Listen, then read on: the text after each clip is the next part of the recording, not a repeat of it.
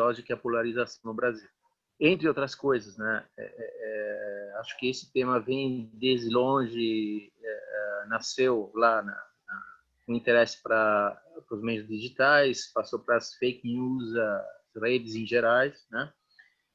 Analisando por além, digamos assim, as próprias redes, em particular o Instagram, Twitter, aquelas coisas, né, que eu conheço pouco, serve, né, sobretudo serve direcionado para um entendimento de um grupo de indivíduos, né, que a gente, eu acho assim, são um pouco pesquisados, né, que é a direita no Brasil. Junto com ele, preciso lembrar também o fato de que se trata de um grupo de pesquisa, em particular a professora Esther Solano, né, que acompanha há vários anos, inclusive, esse tipo de agenda, né? Então, deixo a palavra ao Pablo, né, para a apresentação dele, sem delongas, né? Eu sugiro que para as perguntas, obviamente, as pessoas passam no final. Um seminário de forma remota também permite que os mais tímidos, né, possam se expressar. Então, aos mais tímidos, sugiro que usem o chat, né, aqui do lado. Eu vou tentar recolher as perguntas, coletá-las e devolvê-las ao Pablo lá no final. Se forem muito, eu vou fazer uma síntese delas. Se perdoem se algumas passarem, ok? Então, obrigado. Palavra a você, Pablo. Bem, em primeiro lugar, eu engasguei aqui com a minha água tônica. Em primeiro lugar, queria agradecer aqui o convite do Rogério, o Paulo, o Jean, para participar aqui dos seminários. É um prazer estar aqui fazendo essa apresentação, abrindo o semestre. Eu também agradeço a possibilidade. Aí a gente está com um paper saindo do forno. É sempre bom apresentar esses resultados assim, quando eles não estão totalmente definitivos, ter feedback de colegas. Ajuda a gente a amadurecer as ideias. Então, agradeço também por essa oportunidade. Eu vou começar contando um pouquinho, né? Esse paper que eu apresento não é um paper meu, é um trabalho coletivo. Então, eu queria contar um pouquinho da nossa trajetória, como a gente chegou nesse tema. Depois olhar um pouquinho para os resultados e tentar esboçar umas hipóteses. E aí a gente abre para uma conversa. Essa é o que eu pensei fazer. Se alguém quiser fazer alguma consideração, estou com o chat aqui aberto, pode colocar aqui que eu estou lendo à medida que a gente vai falando. Então, começo assim. O nosso grupo de pesquisa lá na IASH, no USP-Leste, é um grupo bem interdisciplinar. Nós somos 12 pesquisadores, mais ou menos metade da computação ou das ciências exatas, e a outra metade gente das humanidades. Eu venho da filosofia, né? Tem da comunicação, das ciências sociais. Então, a gente é um grupo bem diverso, que tem olhado já faz um tempinho para o problema da polarização política, né? E o que a gente tem feito é definir um objeto e tentar cercar a compreensão desse objeto utilizando diversas metodologias. Na verdade, o que a gente começou, que eu acho que a gente até tem mais expertise mesmo, é fazer análise fazer monitoramento de mídias sociais. A gente tem feito isso bastante. A gente faz de um jeito diferente do que outros grupos de pesquisa fazem, mas às vezes para entender o nosso objeto a gente começou a adotar outras metodologias. Então a gente tem feito surveys em manifestações, a gente tem feito análise de pesquisa de opinião como essas aí que eu vou apresentar hoje. Então a gente está tentando meio cercar o nosso objeto para tentar entender o que está acontecendo, o que acontece que a esfera pública se polariza, o que é essa polarização política, por que ela aconteceu e quais os efeitos políticos que ela está gerando. Esse é o nosso problema que a gente está tentando cercar de diversas maneiras, né? A gente tem algumas hipóteses, as nossas hipóteses foram evoluindo bastante aí no decorrer do tempo, e esse é um paper que a gente acabou de produzir, mas já faz tempo que a gente está trabalhando nele, e ele complementa. Então, o que eu pensei para hoje é basicamente apresentar, fazer um pouco um balanço dos conceitos de polarização que estão na literatura, sobretudo na literatura norte-americana, que é quem está mais debruçado sobre esse problema, e olhar para as evidências empíricas que a gente conseguiu reunir sobre isso, né? Então, começando, né, a polarização política, não, o debate contemporâneo sobre polarização, ele foi muito marcado pelo lançamento nos Estados Unidos de um livro do James Hunter, que eu acho que ele foi lançado no finalzinho de 90, né? Mas começou a ser discutido aí no começo de 91, chamado Culture Wars, né? As Guerras Culturais. É um livro um pouco... No qual James Hunter pegou um fenômeno que estava muito no começo, ele tem muita... Ele é um livro um pouco intuitivo, que consegue capturar um fenômeno no seu nascedouro, que é essa mudança da agenda política, né? Que não estava nem um pouquinho claro aí no final dos anos 80 e no comecinho dos anos 90, né? Mas ele vai reunindo evidências e mostrando que temas como aborto, legalização das drogas, posse de arma, queimar bandeira, que era um problema aí no final dos anos 80, tinha um movimento para se queimar bandeiras americanas, tinha um debate sobre se isso era liberdade de expressão ou não.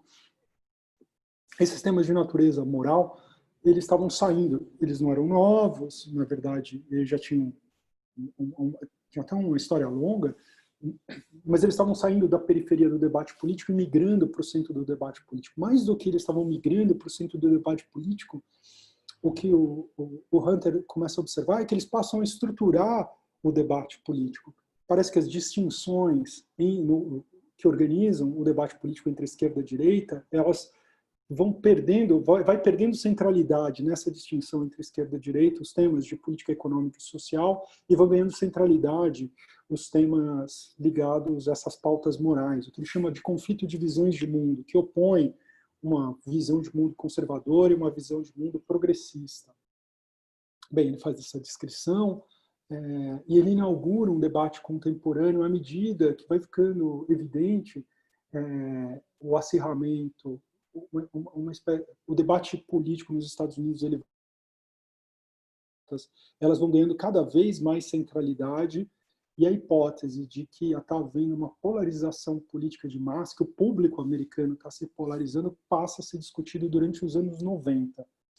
Nesses anos 90, a gente tem também um livro do Lakoff, né, que é bem importante, chama Moral Politics, é um livro que marca bastante, acho que é de 94, 95 mais ou menos, por aí, e ele inaugura, não é, esse debate sobre se o público americano estava ou não estava polarizado. Esse debate aí que atravessa os anos 90, que tem como ponto de partida na sua, digamos, no seu momento mais contemporâneo, o livro do Hunter, ele tem ele sofre muito impacto de um artigo do de maio de 1996, que um pouco zera o jogo, porque ele estabelece, ele padroniza certas abordagens a partir das pesquisas de opinião de como se medir a polarização política no público americano. Então, ele basicamente desenvolve uma série de métricas, não é?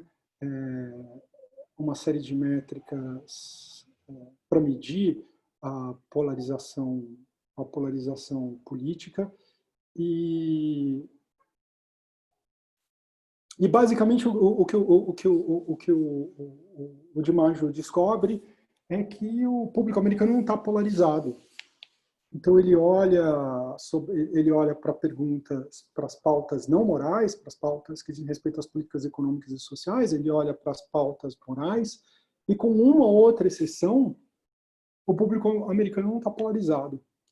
E isso inaugura um longo debate que atravessa aí todos os anos 2000 nos Estados Unidos sobre o que está acontecendo, porque a experiência de quem estava acompanhando o debate político é que a sociedade estava completamente dividida. Você ligava a televisão, estava dividido, você saía para encontrar os amigos, você ia na mesa do bar, estava dividido, e quando você olhava para as evidências empíricas, a sociedade não estava dividida. Ele foi malhado 7 vezes nas costas, aí tomando o carro dele, e hoje ninguém esteve lá, não mudou mais.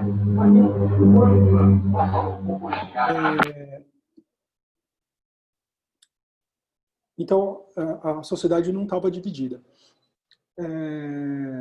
Logo depois se estabelece um consenso, a gente tem uma nova rodada aí de pesquisas, né? E o debate americano ele fica muito, se estabelece, se vê com muita clareza que a polarização política ela está concentrada em quem tem identidades políticas fortes, quem se identifica como republicano-democrata, como conservador e como liberal, e que o resto do público americano ele não está polarizado, com exceção de um outro tema, como, se não me engano, aborto, e talvez mais algum outro tema, não me lembro de cabeça. Mas o público, em geral, ele não está polarizado. Mas quando a gente pega essas elites, aí sim, a gente isola essas elites mais amplo, né, porque Marcelo, muito obrigada. nós não estamos falando dos políticos, público, nem a burocracia de partido, nem mesmo os nós estamos falando das pessoas que adotam identidades políticas. Então, é uma elite, nós estamos falando aí de 20% da população, não estamos falando de uma elite num sentido mais circunscrito. Né?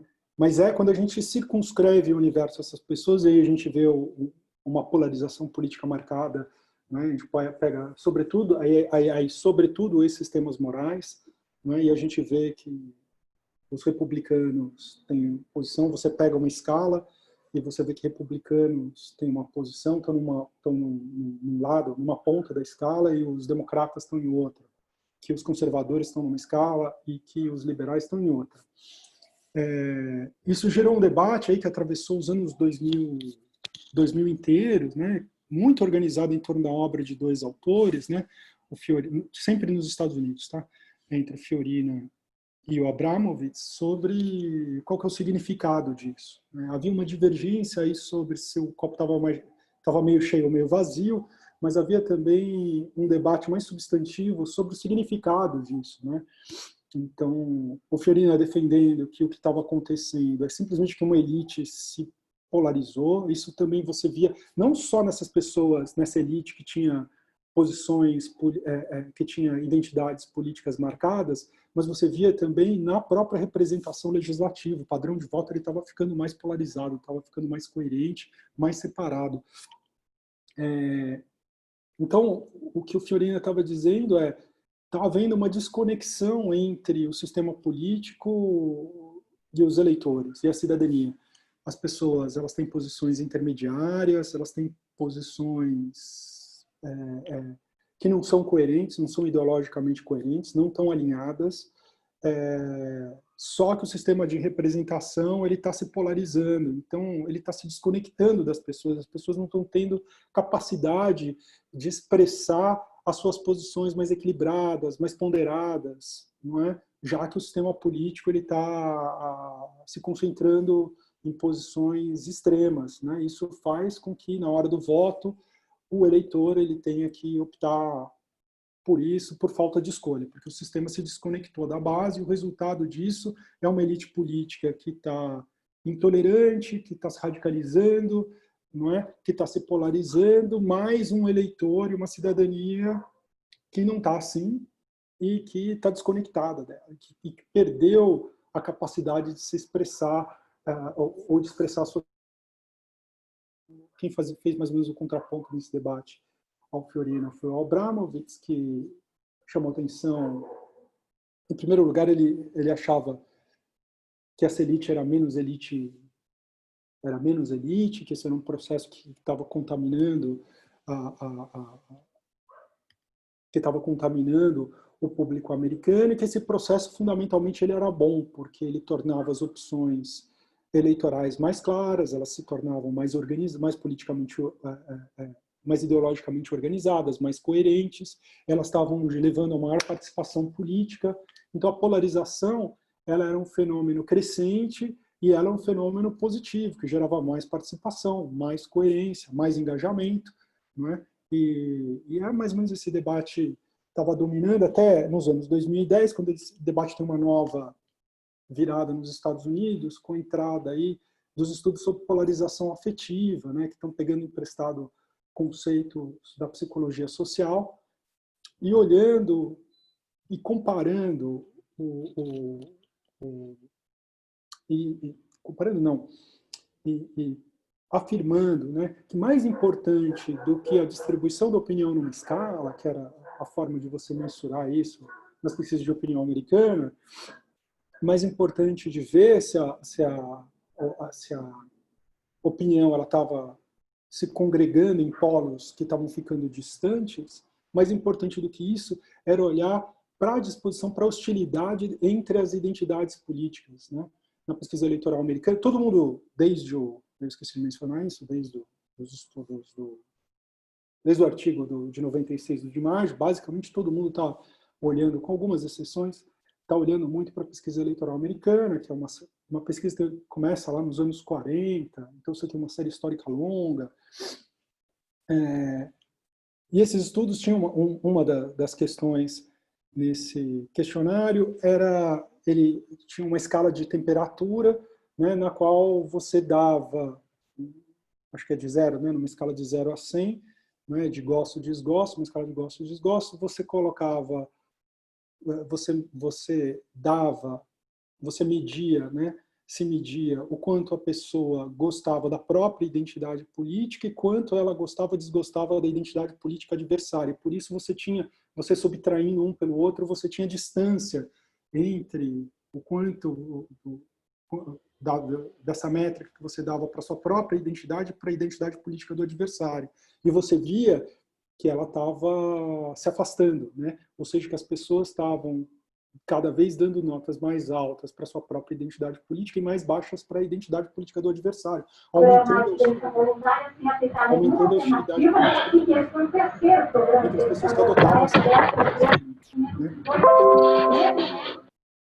E esse aumento das identidades, da hostilidade entre as identidades políticas, ele era muito mais significativo do que o padrão, do que o processo de polarização que a gente estava. Ele estava muito mais avançado, ele era mais intenso, ele estava mais avançado do que o que a gente estava observando na polarização da opinião, seja da opinião de massa, seja da opinião de elite, gerando até uma espécie de paradoxo, porque as pessoas elas não estavam se tornando mais... esse é o tema, né, da Liliana Mason, ela fez um artigo, acho que em 2016, depois lançou um livro em 2018, se não me engano, defendendo essa tese, que as pessoas mais ou menos estavam concordando sobre os temas de política pública, mas quando a gente olhava para as identidades, a hostilidade era crescente. Então, conservadores e liberais estavam se hostilizando, eles davam notas baixas para a identidade adversária, eles não ficavam satisfeitos se um filho casasse com uma pessoa da identidade adversária, que era uma outra questão que tinha ali nesse questionário. Então, a hostilidade estava aumentando, ainda que a divergência sobre os temas de política pública não estava aumentando, né? Então, e aí houve, enfim, um deslocamento das pesquisas de opinião para olhar para essa hostilidade, né, entre pessoas que adotavam identidade políticas adversárias. Então eu falava, né? Então a gente tem, para fazer assim de uma maneira bem esquemática aqui para seguir meu argumento, né? A gente tem uma primeira leva de estudos que está olhando para a distribuição da opinião em escalas, né, vendo se ela está se concentrando em polos que estão separados. Depois a gente tem uma segunda leva de estudos que está olhando para o party sorting, né, para o alinhamento entre quem tem identidade e quem está adotando essas políticas, mostrando que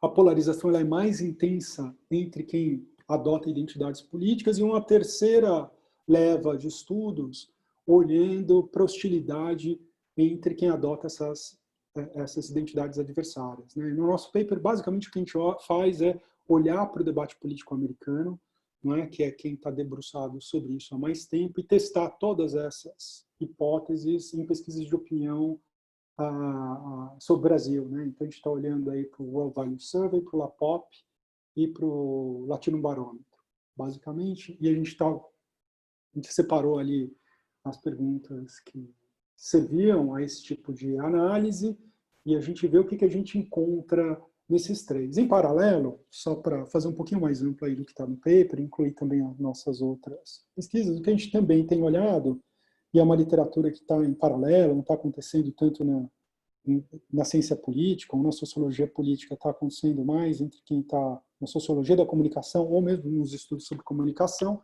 está vendo outro tipo de medidas de polarização que estão olhando, sobretudo a partir do monitoramento de mídia social, a segregação de públicos, né? Mostrando que quando a gente monitora o padrão de interação de usuários nas mídias sociais, e a gente consegue hoje olhar para públicos muito amplos, porque quando a gente olha para uma mídia social do tipo Facebook no Brasil, a gente está olhando para 60% mais ou menos da população. Aí, quando a gente olha para as mídias sociais, a gente vê que os públicos se segregaram, que pessoas que interagem com páginas políticas, por exemplo, no Facebook, ou com arrobas, ou com contas de esquerda, não interagem com contas de direita, formando circuitos de interação completamente segregados, completamente separados, o que gera vários efeitos. Então, basicamente, olhando dessa maneira assim mais esquemática, o que eu pensei aqui é apresentar um pouco que evidências empíricas a gente tem do processo de polarização pelo qual o Brasil está passando, né? Então, olhar para essas três pesquisas de opinião, ver o que a gente encontra e depois olhar para análise de mídia social, vou mostrar. E tudo isso com resultados recentes aí que a gente está levantando. Deixa eu compartilhar aqui a minha apresentação para ficar mais fácil, para eu poder ilustrar o que eu tenho a dizer aí para vocês.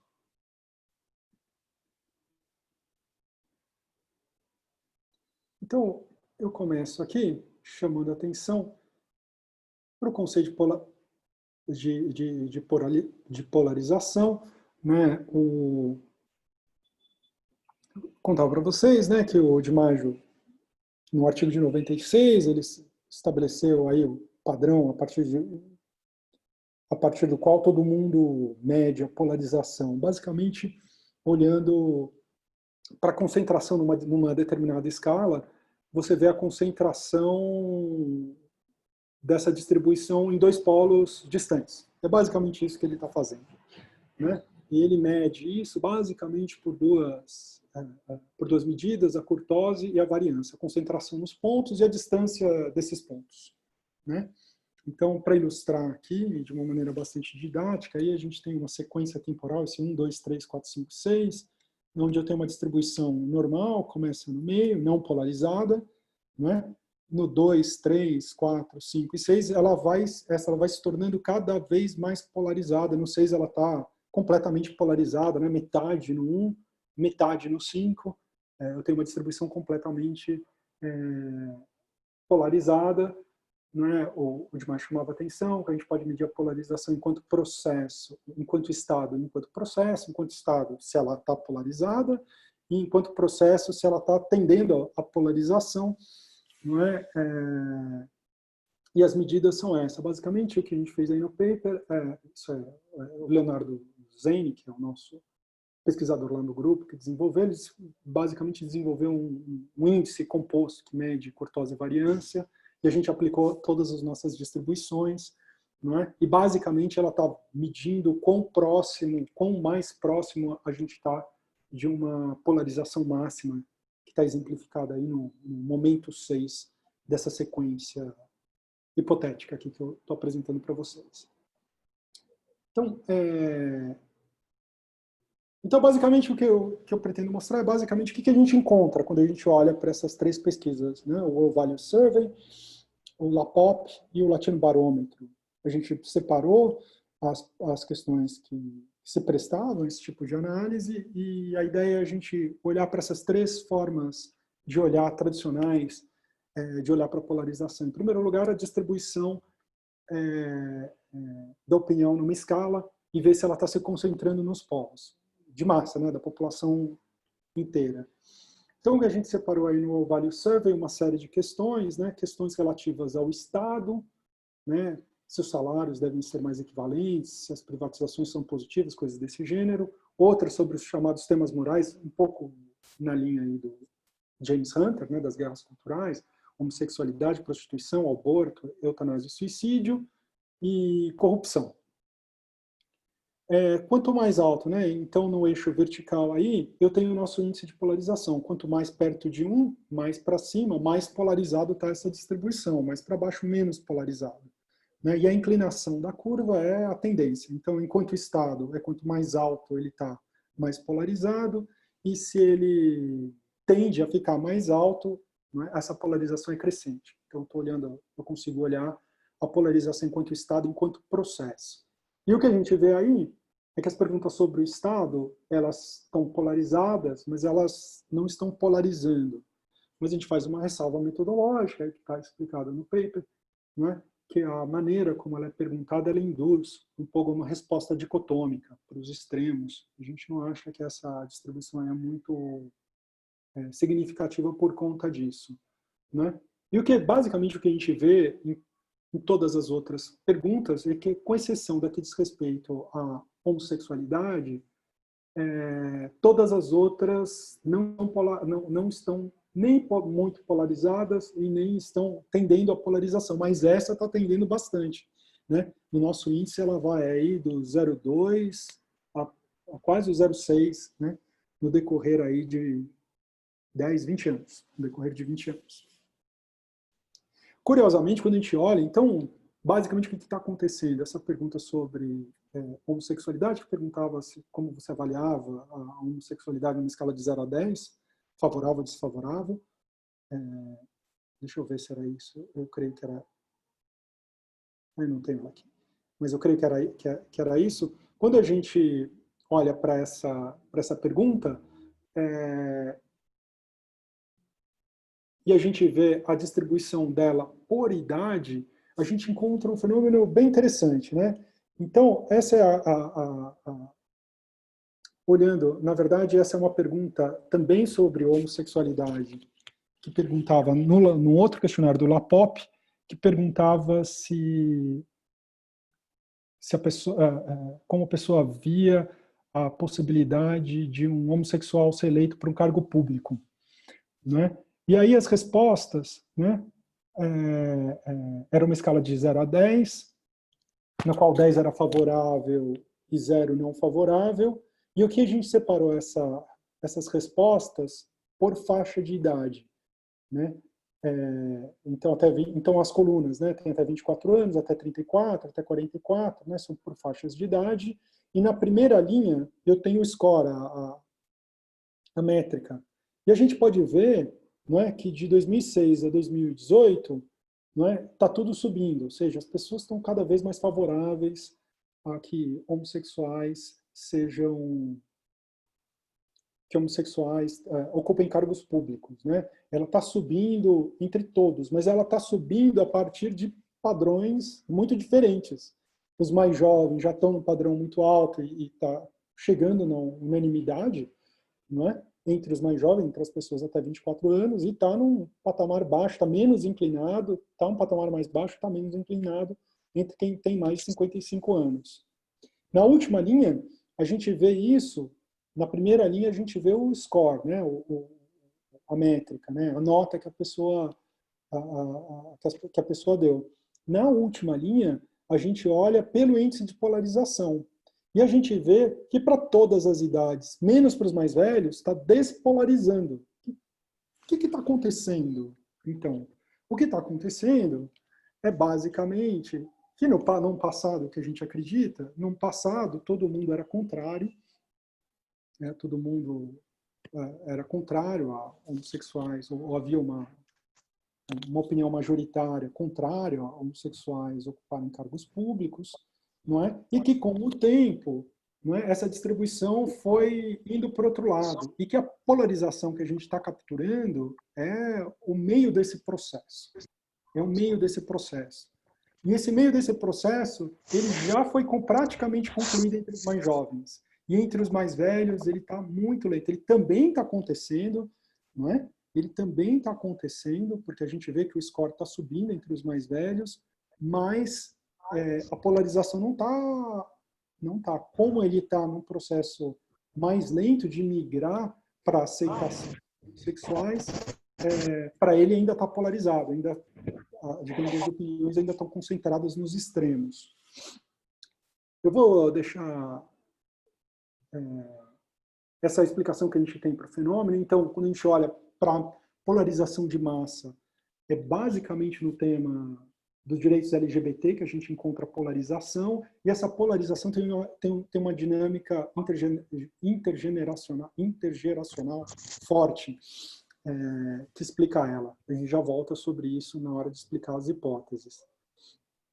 Depois o que a gente fez foi basicamente seguindo aí o debate americano. Então, quando a gente olha para as opiniões de massa, basicamente a gente só encontra polarização na questão LGBT, tanto no World Value Survey quanto no LAPOP.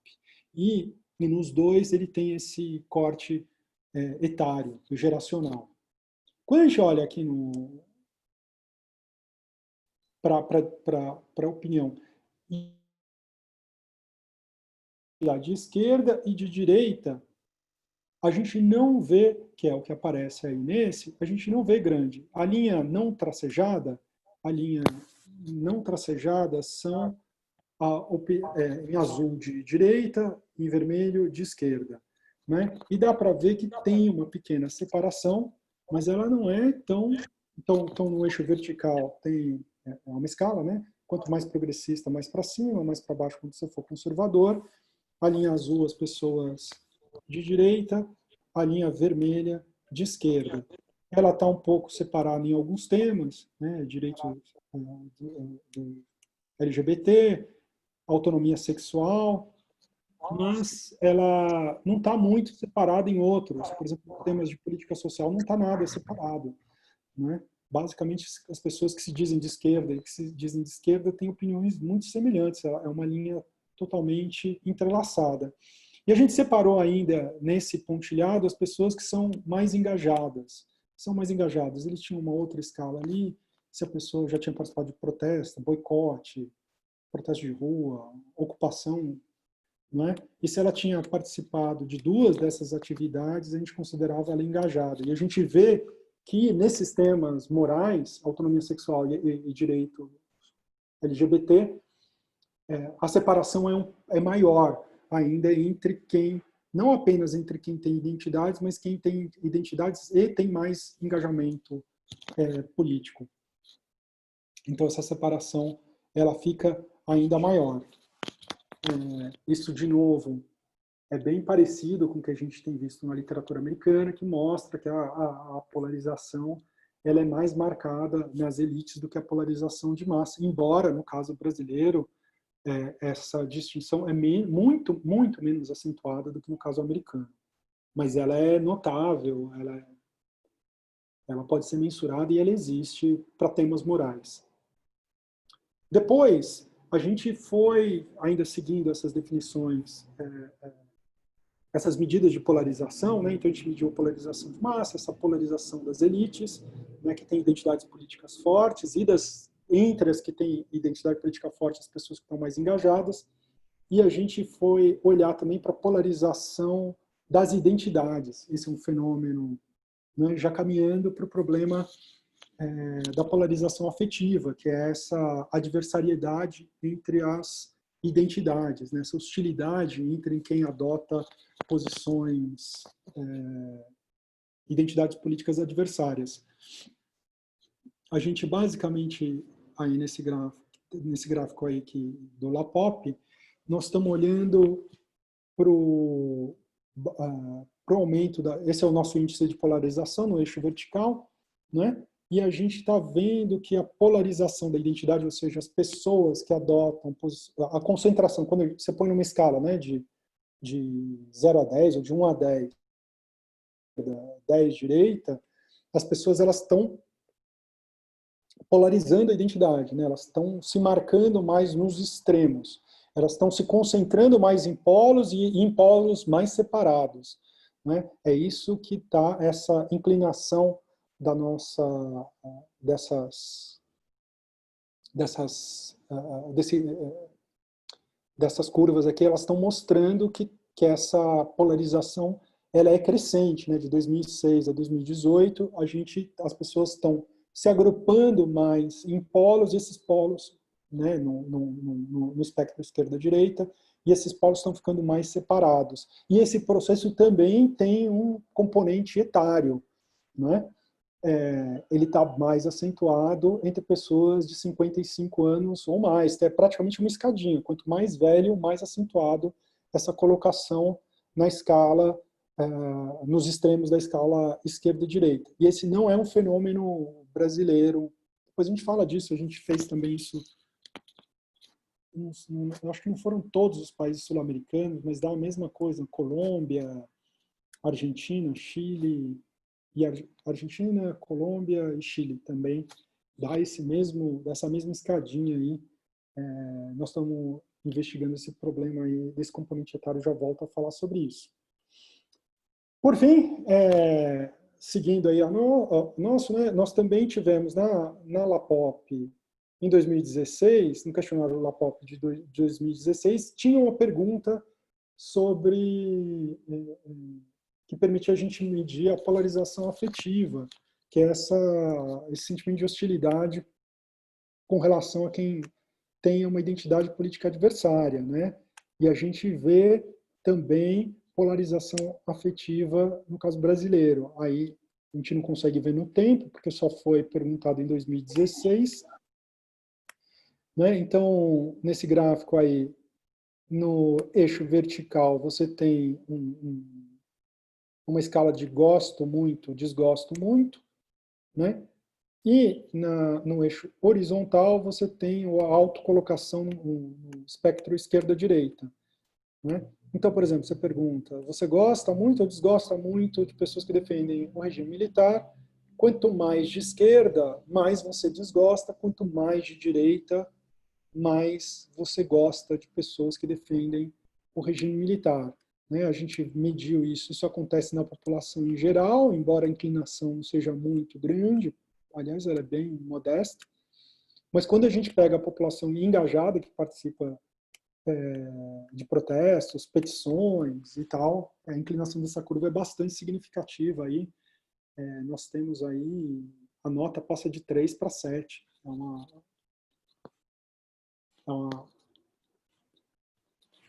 é uma mudança bastante expressiva, né?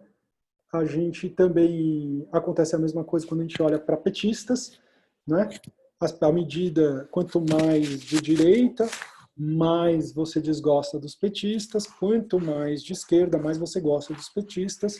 A inclinação é um pouco menos acentuada, mas o fenômeno também é significativo aí, né? A nota cai 2 pontos, de acordo com a escala direita, entre as pessoas engajadas. Na população, ele é praticamente uma reta, né? Não é um processo.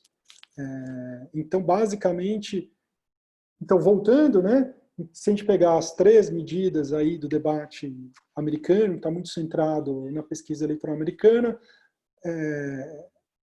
a gente consegue encontrar nas 3 pesquisas que a gente investigou, LAPOP, World Value Survey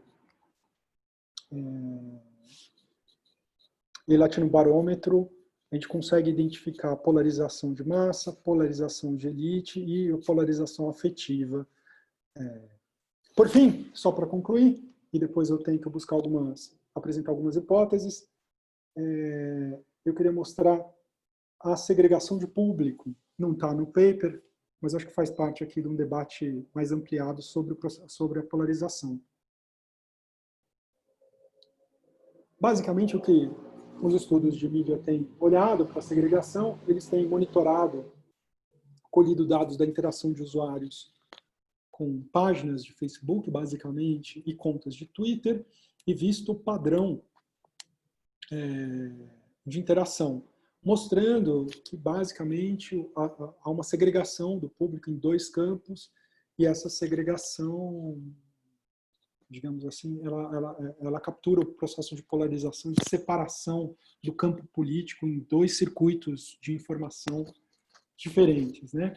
Esse aqui é um estudo que a gente vai publicar aí em breve, na próxima semana, estou adiantando para vocês, na qual a gente reproduz o estudo mais famoso aí nessa linha, que é o estudo da equipe do Benkler e do Harris, da Universidade de Harvard.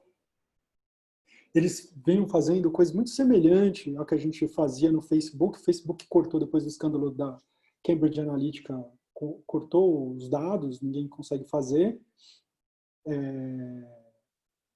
E aí eles refizeram, como nós também refizemos um pouco os estudos que a gente vinha fazendo com base no Twitter, né? Então, em cima está o estudo americano, embaixo o estudo brasileiro.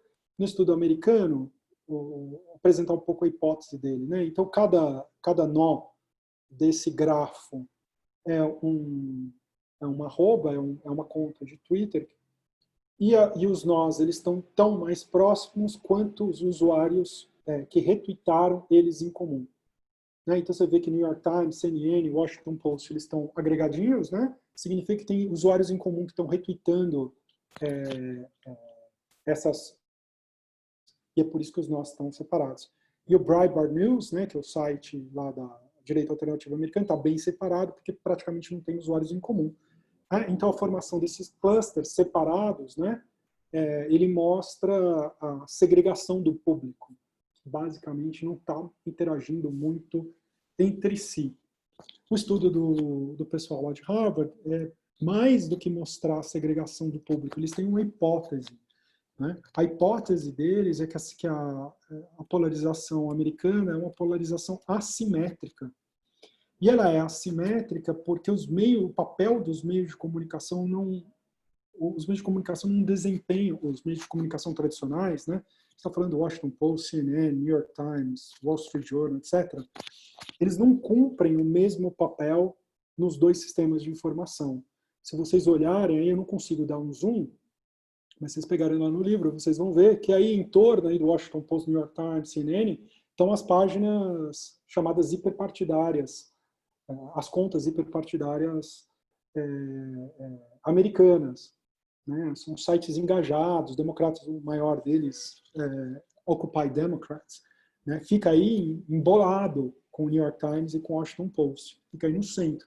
Ao passo que, quando a gente olha para o sistema da direita, eu só tenho esses sites hiperpartidários e o único veículo de comunicação que está aí, não dá para ver, mas é a Fox News, tá? É uma dessas bolinhas aí em vermelho, que é a Fox News, ela não cumpre o papel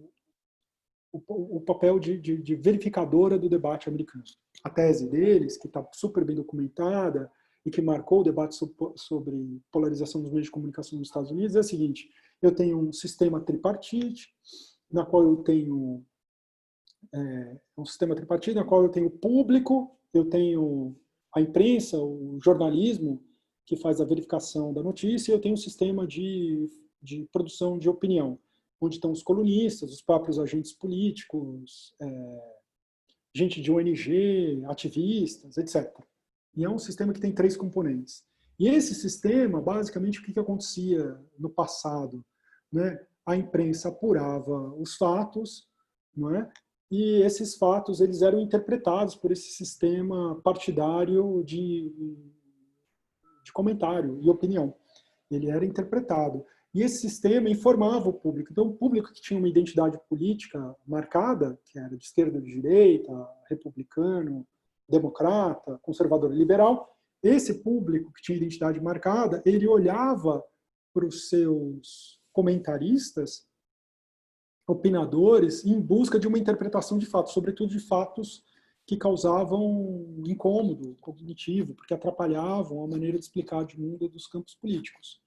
Né? Então, o debate ele era organizado do ponto de vista factual pelo papel do jornalismo, né, e eu tinha o sistema de interpretação dos dois principais campos políticos que orientavam e que informavam o público. Bem, a tese deles é que esse sistema se partiu, esse sistema se desconectou, porque a direita americana basicamente deixou de ler os grandes jornais. E a gente consegue ver, mapeando o papel de interação, que as pessoas de direita, ou seja, as pessoas que estão lendo os canais hiperpartidários de direita, não estão lendo os meios de comunicação.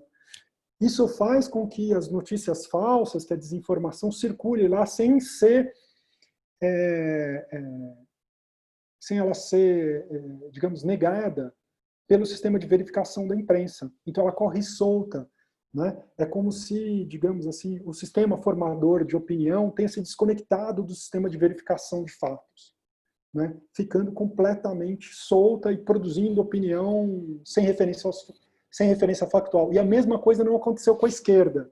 Quando a gente olha para o campo liberal, você vê que está completamente emaranhado ali os sites hiperpartidários e a grande imprensa. Inclusive a grande imprensa, o tamanho dos nós, aí é o número de seguidores no Twitter. Então você vê que a grande imprensa não apenas ela está emaranhada, ou seja, quem lê os sites hiperpartidários de esquerda também lê a grande imprensa, como a grande imprensa tem mais impacto do que os sites hiperpartidários. Essa é a tese deles. Então, basicamente, a direita se desconectou do sistema de verificação e é por isso que essa polarização é assimétrica. Aqui na parte de baixo, a gente refez com um pouquinho, eu acho até de uma forma mais elegante, porque o nosso dado está mais limpo que o deles, mas a gente refez o estudo do pessoal americano, mas seguindo bem a metodologia deles e olhando para as páginas de informação brasileiras. E o resultado não é o mesmo. A nossa polarização não é assimétrica, ela é mais simétrica.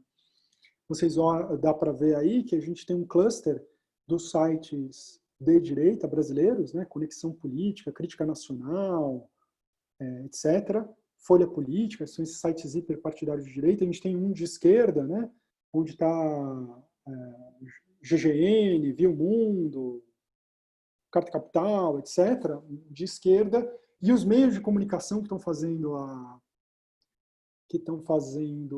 a apuração jornalística, eles estão no meio, estão mais ou menos no meio. Então, G1, Folha, Época, Estadão, Veja, isto é, eles estão no meio, né? Na verdade, eles têm mais conexões com a esquerda, mas eles não estão tão entrelaçados como no caso americano, né? Aliás, no passado, esse gráfico que a gente fez, por exemplo, em 2016, ele tinha até o formato oposto. A grande imprensa ficava no meio e levemente à direita. Agora ela está levemente, ou talvez nem tão levemente, à esquerda. Estou vendo aqui que o nosso gráfico está, a direita está na esquerda e a esquerda está na direita, mas não importa, né? Em vermelho é a direita, é a esquerda. Embora ele esteja à direita, ela é à esquerda. Então, os meios de comunicação estão um pouco mais próximos, mas no passado. Eu acho que isso tem a ver com ser situação ou oposição. Mas a gente pode discutir esses resultados também. Tudo bem, então, recapitulando aqui, eu acho, mostrando, existe uma pergunta, existe polarização política no Brasil? Eu acho que a gente tem evidências empíricas de que sim, ela está acontecendo no público, ela está acontecendo nas elites que têm identidades políticas, ela está acontecendo entre pessoas que adotam identidades políticas, elas estão tendo hostilidade com as identidades políticas adversárias e os sistemas de informação eles estão segregados. No caso brasileiros, os dois campos estão segregados com a imprensa. O fato dela estar no meio significa que, de certa maneira, tem gente dos dois lados lendo, né? Porque se ela fosse uma coisa desconectada, ela não teria esse formato. Ela está no meio porque tem gente, as mesmas pessoas que estão lendo as coisas de esquerda e de direita também estão lendo. É por isso que ela fica no centro. Tá? Ela tem mais conexões com a esquerda nesse momento, mas no passado ela tinha muito mais conexões com a direita. E eu acho que isso tem a ver com o fato de ser situação oposição. Pois bem, mas por que está acontecendo? Por que a nossa sociedade está polarizando, né? Eu acho que a primeira, agora indo para as hipóteses, e já caminhando aqui para eu terminar, a gente deve fugir das explicações nacionais, que é uma coisa muito comum. Você vai olhar para a literatura americana, eles estão olhando para o governo Clinton, outros estão olhando para o próprio governo Trump, ou para o governo Bush, e tentando entender processos americanos para explicar a polarização americana. Os ingleses estão olhando para o Brexit, e assim por diante, né? Os franceses estão olhando para o que aconteceu com a ascensão do populismo da Le Pen, e cada um está olhando para o seu quintal para explicar. Os argentinos estão olhando para os lockouts contra os Kirchners. Enfim, cada um está olhando para a sua história nacional para explicar. E eu acho que a gente deve partir do pressuposto de que a polarização política está acontecendo em muitos lugares do mundo. Não sei se em todos, mas tem muitos lugares do mundo. E esse deve ser o ponto de partida. A gente deve buscar explicações não nacionais para os fenômenos. Ela tem coloração, ela tem gatilhos nacionais, com certeza, não é? Mas é um processo muito semelhante ao que está acontecendo com o Brasil e com os Estados Unidos, por exemplo. A gente vê mais acentuado, tem coloração local, mas a gente precisa buscar uma explicação que não seja, né? Então, o que a gente tem em comum? Eu acho que o que a gente tem em comum é que os temas morais estão polarizando mais. Isso a gente está vendo nos dados em muitos países. Os temas morais estão... Existe uma literatura sobre as guerras culturais, que é o nome que o Hunter deu lá atrás, né? Para essa centralidade dos temas morais, que a gente está falando, legalização da maconha, posse de armas, casamento gay, etc., que eram temas que estavam na periferia, agora estão no centro, e a gente precisa explicar por que é que esses temas que estavam na periferia do sistema passaram ao centro, e por que eles estão dividindo a sociedade. Eu acho que esse é um pedaço da explicação para o que está acontecendo. Quando a gente olha para a literatura histórica, ela dá boas pistas, né? Ela mostra que as guerras culturais elas começam quando as mudanças nas relações interpessoais trazidas pelos movimentos sociais, pelo movimento gay, que era o nome, né, que o movimento LGBT tinha no passado, o movimento gay, o movimento feminista e o movimento negro, nos anos 60 e 70, eles estão menos focados em mudanças legislativas e mais focados em mudar as relações interpessoais. E essas relações, por conta da ação desses movimentos, as relações interpessoais mudam para melhor. A nossa sociedade vai se tornando mais equitativa. Porém, os conservadores, mais ou menos com uma geração de atraso, eles vão se dar conta ali nos anos 90, mais ou menos, de que a situação está mudando e que eles estão se tornando uma minoria.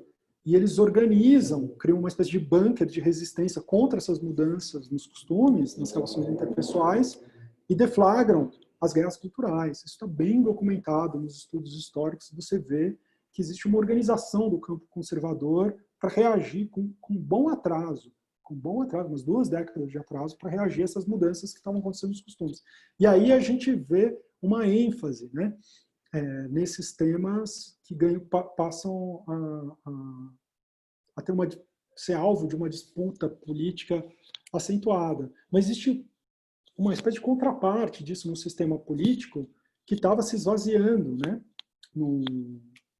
Estava esvaziando os temas que organizavam o sistema político partidário, que eram a oposição em torno de questões de política econômica e social, elas vão perdendo centralidade, eu acho que tem um monte de explicações para isso.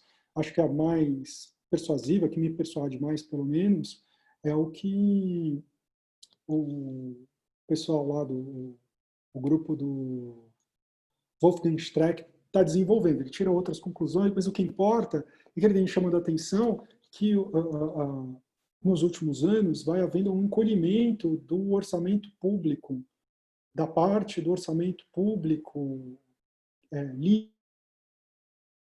sistemas de proteção social eles vão ficando cada vez mais onerosos, no mundo inteiro, no Brasil também. Não é só previdência, né? Previdência, mas é também o sistema de educação, o sistema de saúde, porque eles vão amadurecendo, eles vão cobrindo cada vez mais, vão incorporando mais pessoas, vão provendo serviços melhores, vão ficando mais custosos, vão mordendo mais um pedaço da riqueza nacional. E o que acontece é que não tem mais orçamento discricionário para fazer política pública que diferencie esquerda e direita. E esquerda e direita ficam muito semelhantes. E eu acho que as guerras culturais, nesse momento, né, vou deixando de lado todas as outras, o resto da explicação do Streck, né, mas parando aí, essa incapacidade do sistema de se diferenciar, de esquerda e direita fazerem política pública diferente, porque não tem mais orçamento público para diferenciar. Então, nos anos 90, votar na esquerda ou votar na direita, meio a mesma coisa. Esse sentimento que a gente vê no governo Clinton, no governo Fernando Henrique, no novo trabalhismo inglês, esse esvaziamento, ele é compensado por uma hiperdiferenciação que vem das guerras culturais. Se na política econômica e social esquerda e direita são mais ou menos iguais, o sistema consegue se diferenciar nas pautas não orçamentárias, né, que esses novos movimentos estão trazendo. E aí a gente vê essas disputas das guerras culturais que começam, ao invés um sistema que estava ficando indiferenciado, ele fica hiperdiferenciado, né, e a polarização do debate político seria um efeito dessa hiperdiferenciação, que é uma reação a uma indiferenciação anterior. Eu acho que isso pode explicar também esse padrão etário, né? O livro novo do Engelhardt é um pouco nessa linha, né? Falando que esses conflitos de valores, eles separam, eles antagonizam as gerações, porque essas transformações, elas não têm a mesma velocidade nas diferentes gerações. Então, as pessoas mais velhas, elas são mais resistentes a essas mudanças de valores. Não é à toa que a polarização política tem um componente etário tão marcado. Né? O Engelhardt está olhando muito no livro dele, né, para a Europa, para os Estados Unidos, para a Europa, mas a gente encontra evidências dessa marcação, dessa diferença etária no Brasil também, de uma maneira bastante marcada. Mas acho que está bom, acho que eu já falei bastante, eu vou interromper aqui o meu compartilhamento e eu vou parar de falar também, porque eu já falei demais. Ok, obrigado, Pablo. Na verdade, vamos continuar falando. Tem várias perguntas já no chat. Vou tentar resumir algumas delas, né? E, na verdade, queria fazer uma, já aproveitando para abrir, né, o debate. A partir um pouco da tua última observação, desculpa aí os gritos, a respeito um pouco dessa questão identitária, né? Eu estava pensando quando li o teu paper, no trabalho da PIPA, Norris, do Ronald Engler, né, sobre a eleição do Trump, né, que você deve conhecer, né, mostrando que a identidade é que é central para explicar o sucesso do Trump no desemprego, por exemplo. Então, o que me faz pensar um pouco quanto às questões relativas à insegurança material, vamos dizer assim, sejam menos relevantes para pensar a questão da polarização. Tem, nesse sentido, inclusive, uma pergunta aí do Martin Maitino, né? Ele diz o seguinte: a ideia de polarização em temas relativos à sexualidade, com reflexo de uma variação entre gerações e uma transformação cultural geral ainda em curso, permite o trabalho do Ronald, né, para explicar a ascensão do populismo de extrema-direita no mundo. A partir disso, fiquei curioso para saber qual a sua percepção sobre essa polarização em termos comparativos. Vocês chegaram a olhar se a brasileira é maior, menor, se segue uma tendência semelhante, etc. A isso que eu queria acrescentar, digamos, problematizar um pouquinho. Me parece que a ideia de identidade está por trás, está vinculada a temas morais, né? Entretanto, temas morais sempre fizeram parte da vida política, da vida pública, de vários políticos. Então, e aí a minha pergunta é a respeito do que leva à polarização, digamos assim. Ou seja, qual é o mecanismo que, de fato, incentivou essa explosão da polarização, digamos, no caso brasileiro, no caso europeu, etc, etc. E aí o meu questionamento a respeito de um tema, você não tratou diretamente disso, não falou o termo, que é o populismo, né? Será que digamos, a polarização, na verdade, é alimentada por uma dinâmica populista, né? Que já a partir dos anos 90, sobretudo na Europa, né, se caracteriza como dominante na linguagem da política. Então, a minha pergunta é um pouco complexa aí, deixo você inventar qualquer coisa, né? Mas eu gostaria de... Tá? Vamos coletar outras perguntas, você quer responder? Posso responder essa aí, senão eu vou esquecer. Ok. Não, a primeira questão é a seguinte: por que temas morais polarizam mais? Por que temas morais estão ganhando centro? Eu acho que, retomando, né, o que eu tinha dito, eu acho que é uma combinação daquela hipótese do Wolfgang Streeck e as guerras culturais. O que aconteceu é um esvaziamento da política, da disputa material, da política distributiva, porque não tem orçamento público. Porque o orçamento público foi pequeno. O orçamento público, não é que não tem orçamento público, orçamento público discricionário.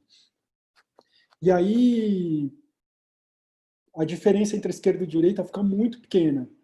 E aí o eleitor perde, inclusive o Streeck, ele vai mostrar a correlação forte aí que tem entre perda de o sistema, a confiança no sistema acompanha o enxugamento desse orçamento discricionário. Eu acho que é mais ou menos isso que está acontecendo, né? A ideia de que tanto faz eu votar, porque a política vai dar na mesma. E o sistema entra em colapso, ele começa a entrar em crise e ele abraça as guerras culturais como um elemento de diferenciação, que de fato ela diferencia, ela não impacta no orçamento público.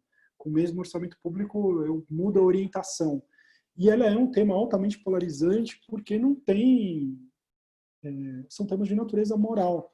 Por exemplo, se eu defendo privatização das escolas ou escolas públicas, estatais, eu tenho vários modelos intermediários, várias soluções de compromisso, eu posso criar sistemas mistos, eu posso criar entidades privadas com financiamento público, eu posso fazer vouchers. Eu tenho uma gama de soluções intermediárias entre o puramente estatal e o puramente privado que ficam no meio e que podem ser soluções de compromisso. Então, o debate, embora as posições sejam claras, eu posso ter, digamos, uma espécie de mediação.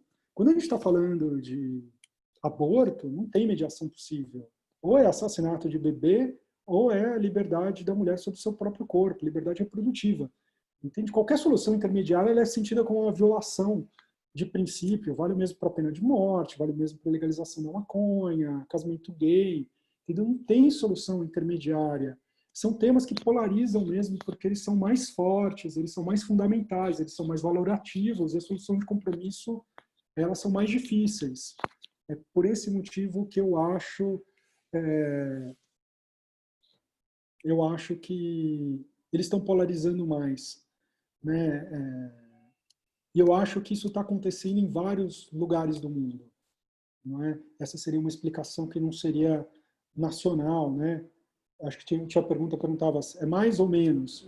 Não sei, porque as perguntas são diferentes, né? A gente não consegue medir a gente não tem um instrumento comum para a gente ver se está mais ou menos polarizado. Mas a gente consegue medir com coisas semelhantes, olhando com instrumentos parecidos e ver que está polarizado no Brasil. Algumas dessas métricas a gente reproduziu em outros países da América do Sul e está dando, eles estão bastante polarizados, né? A gente está fazendo agora um estudo junto com o Facebook. O Facebook abriu o banco de dados dele para 12 grupos de pesquisa, a gente foi um desses, a gente está olhando para o banco de dados no Facebook. E a gente, por exemplo, encontrou esse padrão etário olhando para 1 bilhão de usuários. Tem esse padrão, um banco de dados enorme. Aliás, o maior banco de dados da história das ciências sociais. Então, 1 bilhão de usuários da padrão etário. Então, tem alguma coisa que está para além da história nacional. Eu acho que a gente tem que olhar para essas explicações internacionais, para o amadurecimento do sistema social, para o papel das guerras culturais que estão acontecendo em muitos países, para o papel dos meios de comunicação, da mudança dos meios de comunicação, da comunicação de massa para a comunicação distribuída das mídias sociais. Esses são os candidatos, não é, para explicar o processo de polarização. Tinha alguma coisa sobre brasileiro que agora eu me esqueci. Um pedaço da pergunta que me fugiu.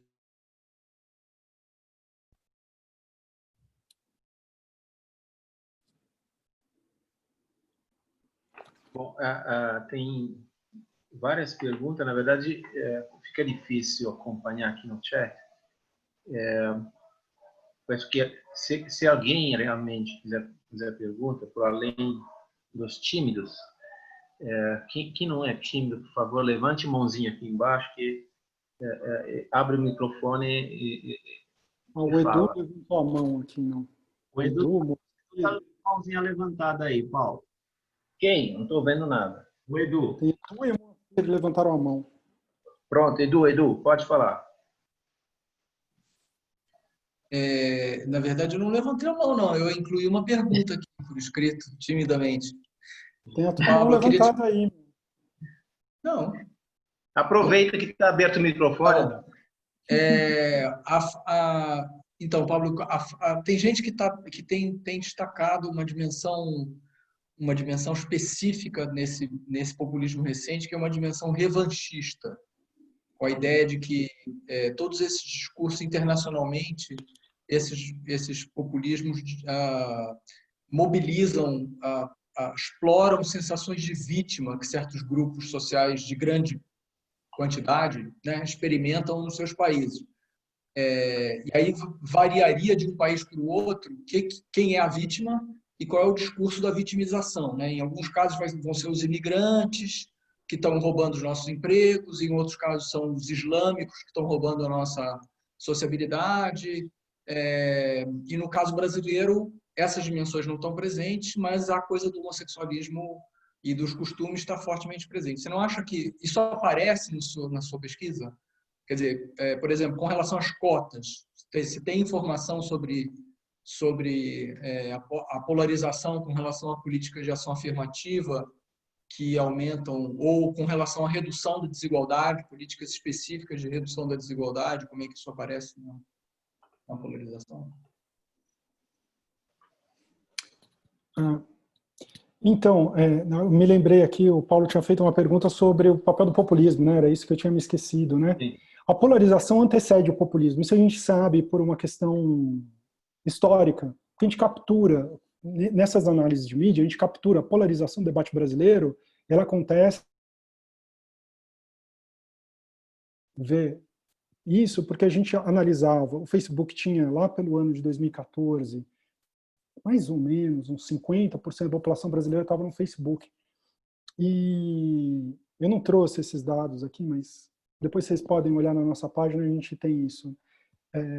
O que acontece é que os campos, quando eu mapeava as páginas políticas, os usuários eles se organizavam em grupos, né? Então eu tinha um circuito feminista, movimento LGBT, movimento negro, tinha um circuito de direitos humanos, tinha um circuito de políticos de esquerda, um circuito de políticos de direita, um circuito punitivista e um circuito anticorrupção. O que acontece é que esses circuitos se fundem, um à esquerda e outro à direita, e se separam. Esse é o fenômeno. Então eu segrego entre circuitos de informação logo depois, começa nos protestos de junho de 2013 e se consolida no primeiro semestre de 2014.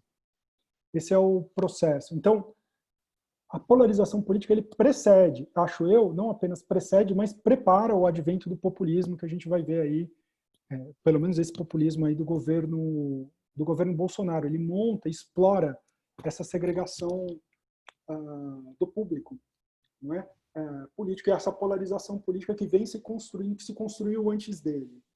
No caso brasileiro, a questão racial não aparece tanto. Tá? Mas o grande antagonismo das guerras culturais, aí, olhando para outro tipo de dados, né? O grande antagonismo da guerra cultural, o grande motor das guerras culturais brasileiras é a defesa da família contra o feminismo e o movimento LGBT. Por exemplo, quando a gente olha para a história, para a campanha do Bolsonaro, a campanha do Bolsonaro foi ótima de estudar, porque ela, por força das circunstâncias, ela foi digital. Então, a gente tem uma quantidade grande de dados para estudar da campanha do Bolsonaro, né? Ele não tinha verba para fazer propaganda de rádio e TV, ele tinha aquele mínimo necessário do tempo, então não foi relevante a campanha de rádio e TV, e ele tomou uma facada e ele foi hospitalizado, ele não fez um bom pedaço da campanha, ele não fez campanha de rua. A campanha dele aconteceu nas mídias sociais, a gente tem dados do Facebook, tem dados do Twitter, tem dados, e a gente sabe com muita precisão que a campanha do Bolsonaro foi basicamente duas coisas. Ela não foi segurança pública, a campanha do Bolsonaro, que era até o que no primeiro semestre eu ia discutir aqui para a gente olhar. A campanha do Bolsonaro foi defesa da família contra o movimento LGBT e o movimento feminista. Então, você vai olhar para as coisas mais compartilhadas, era kit gay, feministas se masturbando com símbolos religiosos, gays abusando de crianças, só isso, só tinha isso. Tinha uma defesa da família contra... E o outro elemento era a crítica do sistema da política tradicional, misturando o PT, ou seja, construindo em cima do antipetismo, do movimento anticorrupção e ampliando para todos os partidos políticos. Então, as coisas mais compartilhadas era a foto do Fernando Henrique com o Lula na porta de fábrica, aquelas fotos dos final dos anos 70, né? Do Fernando Henrique com o Lula, foto do José Serra, na época que ele era estudante, foto da Dilma junto com o cara do PMDB. É basicamente falando assim, político é tudo a mesma coisa, esse sistema é um bando de safado, ladrão, comunista, e ataque a mulher e homossexual que estão agredindo a família, querendo destruir a família tradicional. É basicamente isso, quando a gente olha a estrutura da campanha do Bolsonaro. Tem um pouquinho de segurança pública, não lembro o número de cabeça, mas tipo 5% dos conteúdos compartilhados é segurança pública. E aí, estou falando olhando uma quantidade, centenas de milhares ou milhões de compartilhamentos que a gente analisou. Tem um pouquinho de segurança pública e nada de política social e econômica. Nada. Nada mesmo. Basicamente, então, onde está estruturado, pelo menos no processo da campanha do Bolsonaro, que a gente consegue olhar e medir com bastante precisão. Está centrada na defesa da família e no combate. E onde que ele bebeu isso, né? Do ponto de vista da mobilização política? Então, ele bebeu na campanha das igrejas contra a ideologia de gênero, uma coisa que começou na Igreja Católica, se ampliou para as igrejas evangélicas, começa aí no final de 98, né, na Conferência Episcopal do Peru, e é uma coisa que a gente não consegue capturar, a gente já investigou no Facebook, não aparece essa coisa Isso aconteceu num salão paroquial. Foi uma coisa que foi feita dentro das igrejas, não foi capturada na esfera pública, pelo menos a gente olhou em jornal, olhou em mídia social, não aparece, isso parece uma coisa pequena. Mas era uma campanha enorme, a gente sabe que estava acontecendo nas igrejas, né? Contra o movimento LGBT e o movimento feminista. E o outro é o bebeu no movimento anticorrupção, né? Que tinha criado toda uma infraestrutura dentro da sociedade civil para combater, de apoio à Lava Jato, depois para derrubar a presidenta Dilma. Então, teve esses dois elementos. A questão das cotas é muito secundária, nem lembro se aparece. A questão do movimento negro não é tão importante aí no discurso bolsonarista, não. A questão mesmo aí é a defesa da família e essa ameaça imaginada da ideologia de gênero. Acho que não é à toa que quando a gente olha para os dados da pesquisa LAPOP, World Value Survey, é a questão LGBT que pega. Tá, tinha uma pergunta do Christian, que você respondeu. Ele perguntava se, a respeito ao artigo que você escreveu, 2016, o ano da polarização, quando você trabalhou o PT, né? Norteava o debate político nas redes sociais. Ele pergunta como é que você vê as questões que norteiam o debate político na rede social Facebook atual. Talvez ele queira entenda a pergunta no sentido de será que essa polarização mudou de tom? Você falou agora eu já... dessas duas, falou de dois pontos cruciais no bolsonarismo, por exemplo, na defesa da família e na política da corrupção. Então, elaborando um pouco mais a pergunta, você notou uma mudança ao longo do tempo? Ou você Sim, prevê? Acho que é essa a questão crucial. a hipótese que o PT norteava, eu achei aqui no chat, né? Exato. O que a gente perguntava, né? Sim, porque era o antipetismo, né? Que era o que organizava todo aquele campo, né? Quando a gente fazia análise de mídias sociais, é o que estava no centro do cluster. São os grupos antipetistas, né? E a gente testou também, a gente fez muito survey em manifestação, e aí a autoidentidade das pessoas não era direita, não era conservadora. Isso mudou também. A autoidentidade era antipetista. A única autoidentidade, a identidade autodeclarada que as pessoas assumiam para si. Elas eram antipetistas, né? E a gente sempre tratou isso como antipetista. E houve uma transformação enorme. Quando a gente pega no processo eleitoral de 2018,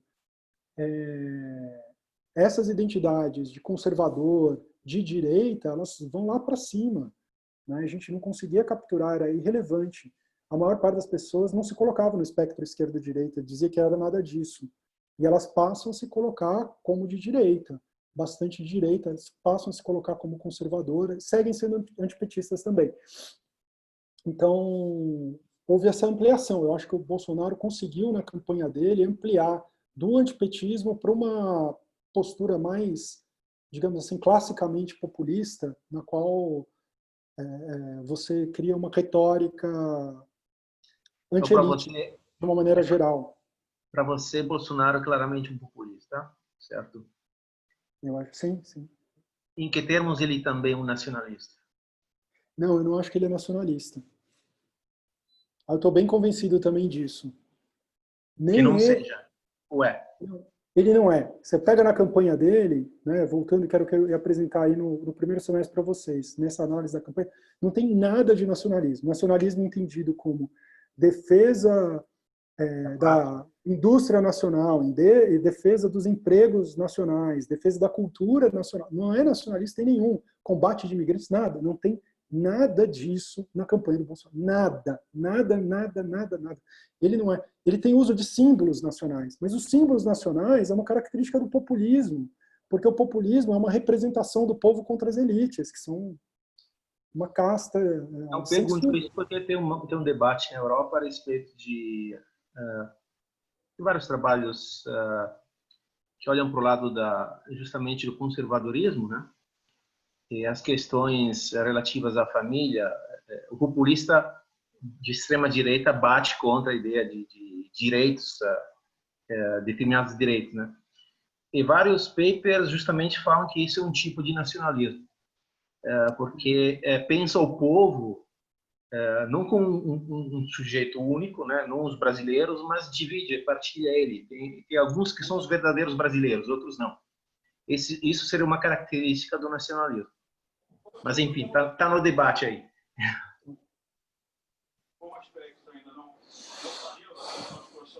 Eu acho que o Moacir levantou a mão aí para falar. Moacir, deixa a palavra a você, se consegue aumentar o volume.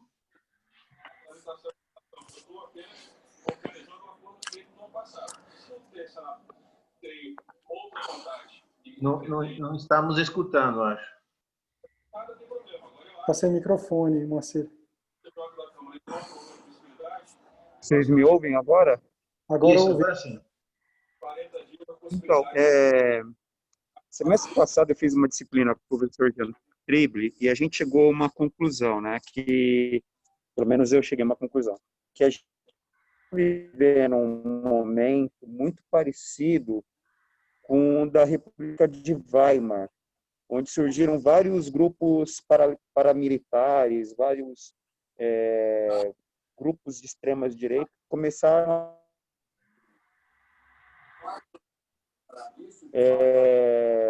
por via direta.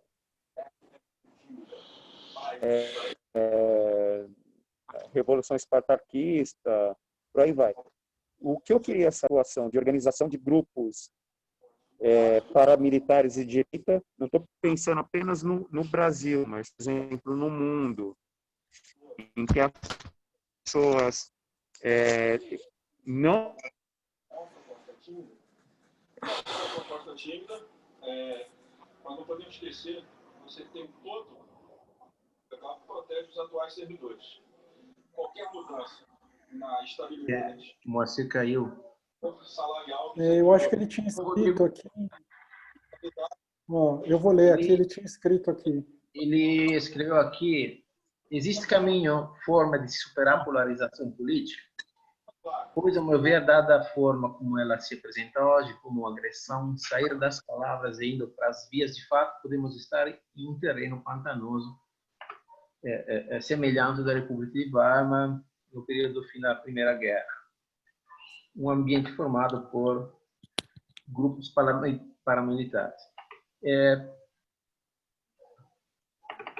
Tinha outra pergunta, indo na mesma direção, vou tentar achar aqui.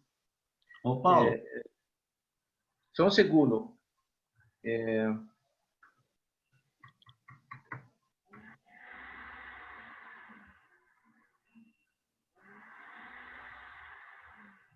Não estou achando.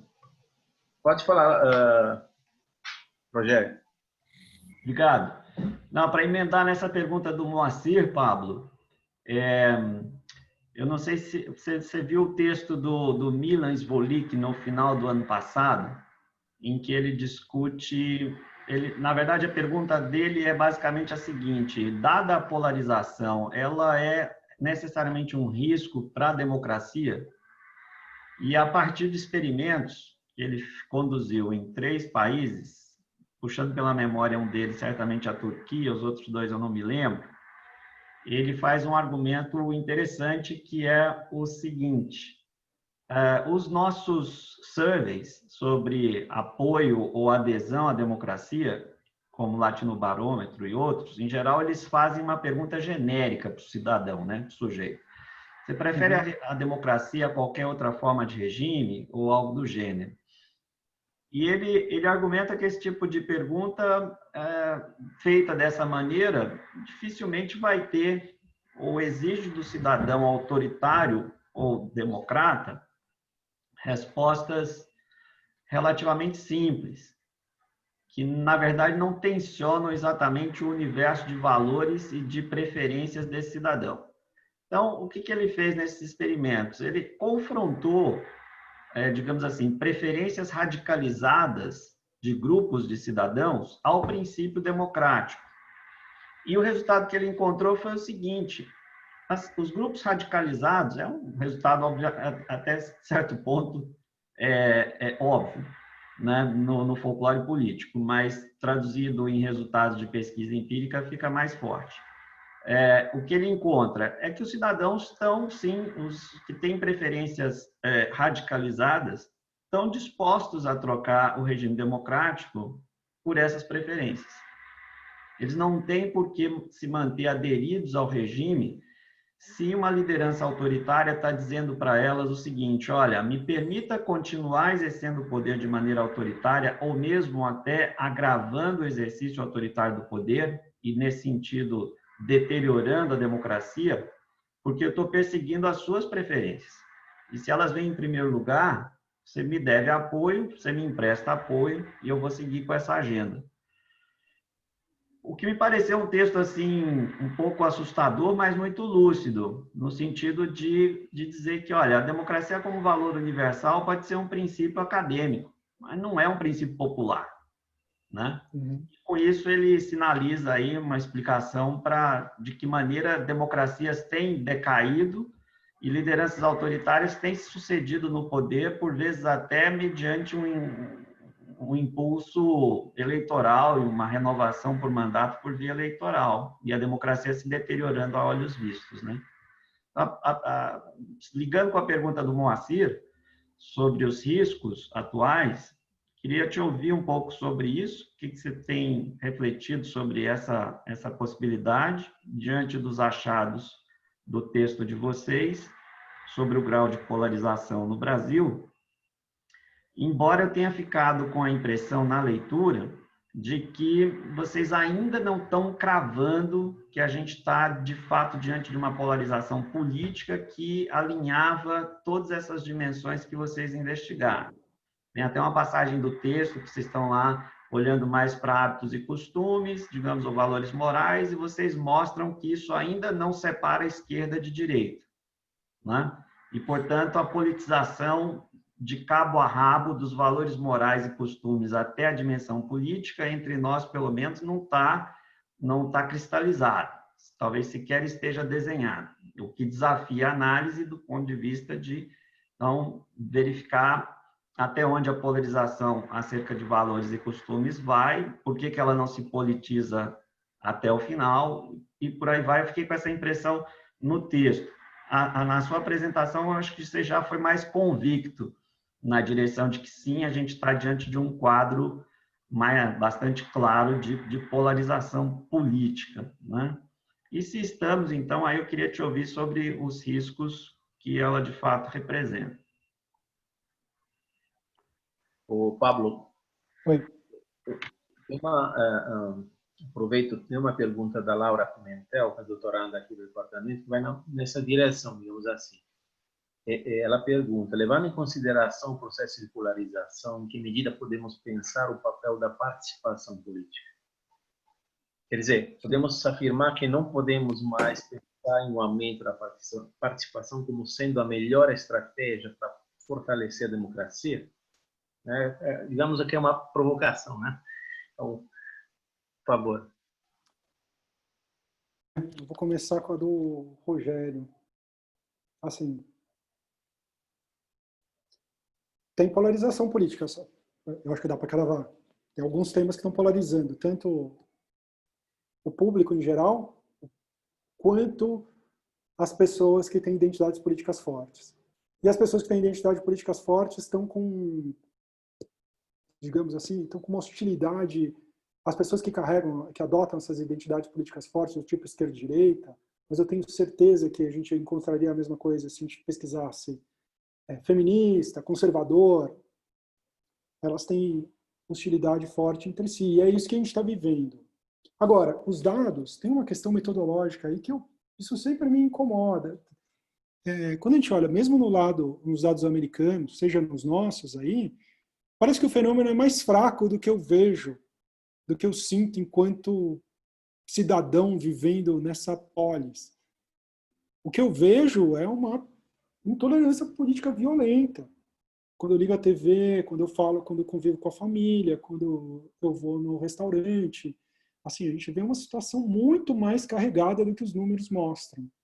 E eu vejo a mesma coisa nos Estados Unidos. Eu não sei se isso tem a ver com os nossos instrumentos, se as pessoas que estão mais polarizadas... Porque a polarização existe. Isso a gente captura aqui no Brasil, captura lá, captura na Argentina. A gente tem dados, tá? Ela existe.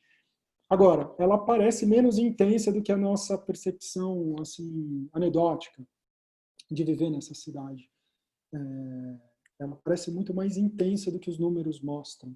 Talvez isso se deva ao fato dessas pessoas que estão polarizadas e que a gente consegue medir, elas têm um peso desproporcional na esfera pública. Aliás, se você parar para pensar, não é? A gente pode pensar que essas pessoas, que a gente tem chamado de polarização de elite, para se referir às pessoas que têm identidade política marcada, é a esfera pública, no sentido habermasiano. São as pessoas que estão discutindo assuntos políticos fora do Estado. Não é?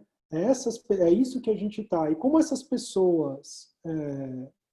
Então, a nossa esfera pública está carregada, o nosso sentimento é de que a política está mais dividida do que ela efetivamente está. É por isso que dá um descompasso que acompanha toda a história da análise sobre polarização política.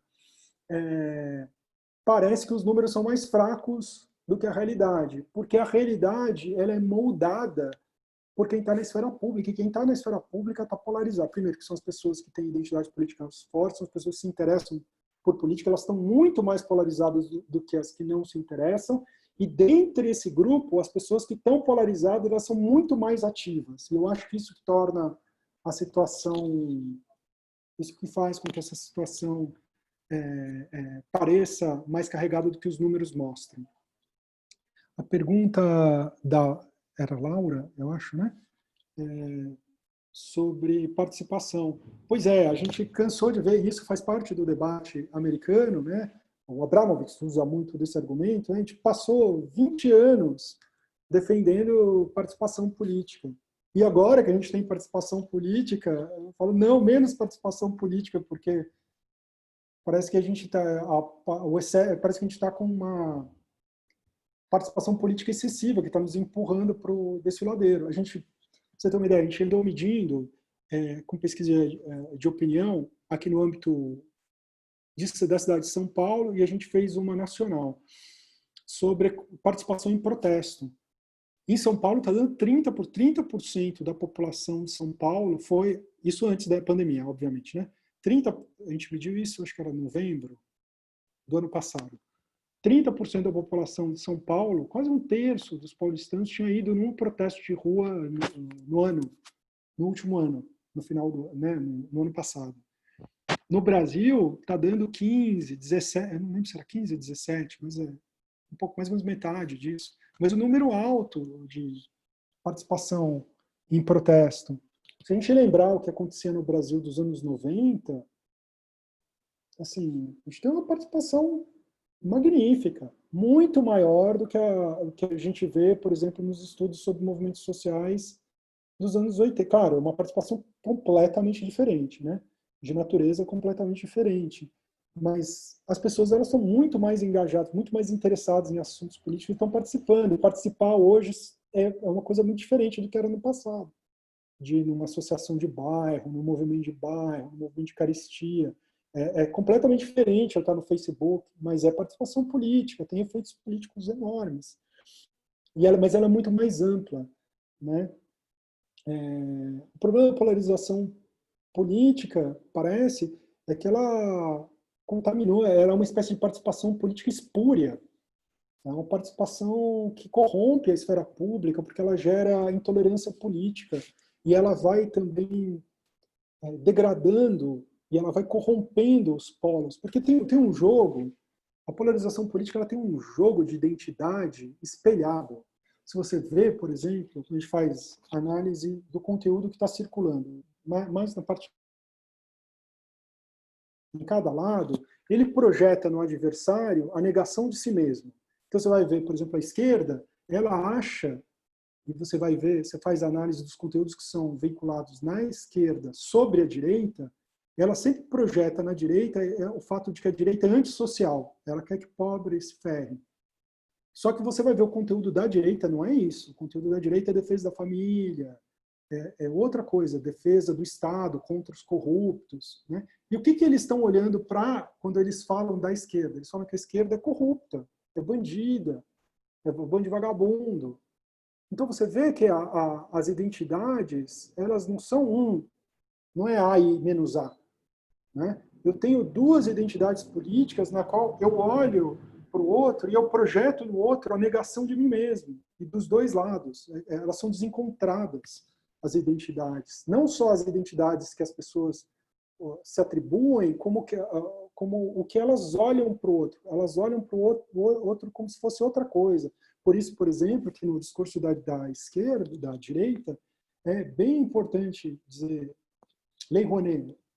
Quando eles falam de Lei Rouanet, eles não estão dizendo que eles estão dizendo que a esquerda é corrupta, que artista de esquerda, ele é de esquerda porque ele ganhou dinheiro do Estado, que é corrupção.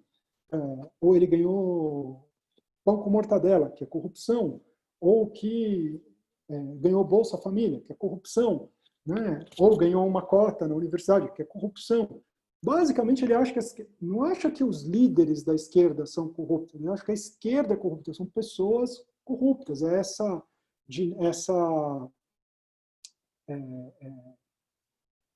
rejeição das pessoas que adotam a identidade política adversária.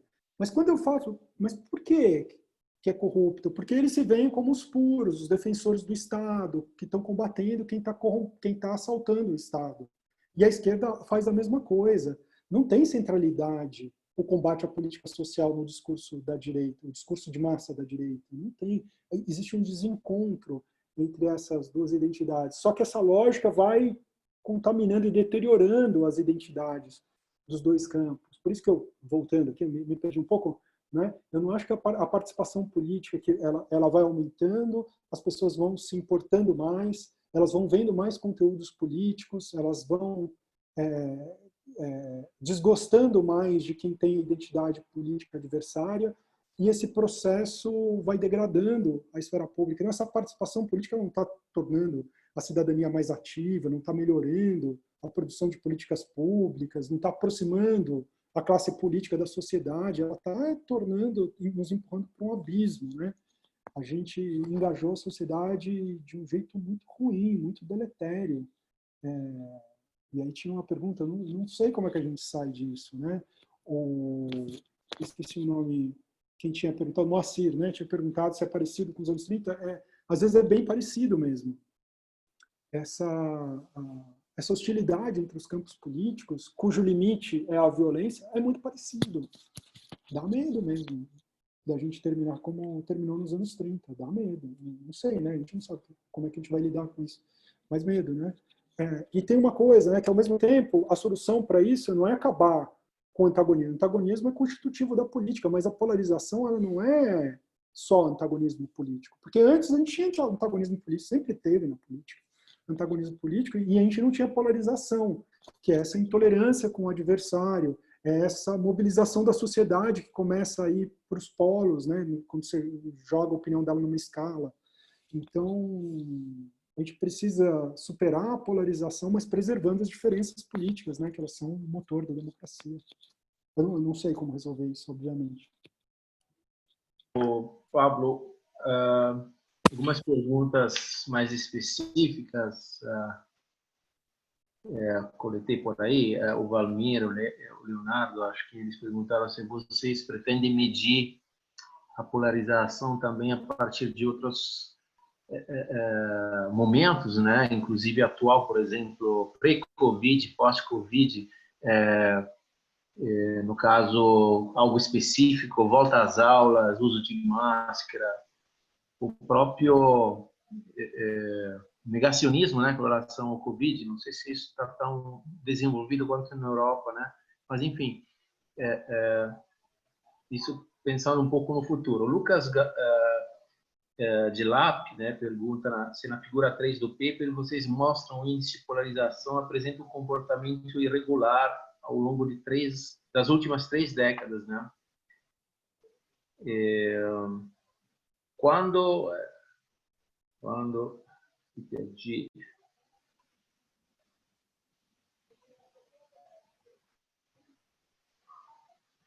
Perdi o Lucas agora.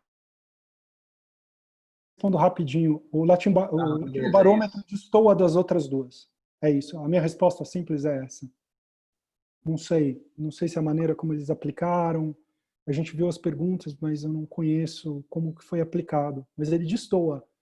Tá? A gente tem até uma explicação, tá, numa nota de rodapé, por que a gente acha que destoa. Porque eles contabilizaram. Se a gente tira as pessoas, houve uma mudança. Por que dá menos no Latino Barômetro? Dá menos porque no Latino Barômetro os dados são divergentes,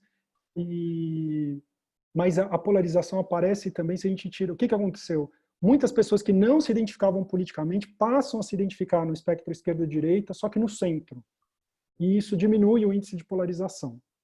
Mas se a gente usa uma outra medida para isolar, a gente vê que cresceu o número de pessoas que estão nos dois extremos. Essa é a explicação. Talvez tenha a ver com instrumento de mensuração. Essa seria a minha explicação para a divergência.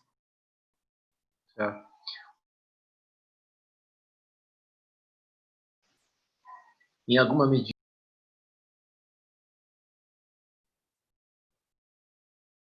Paulo, você ficou mudo. Você está mudo, Paulo. Agora voltou?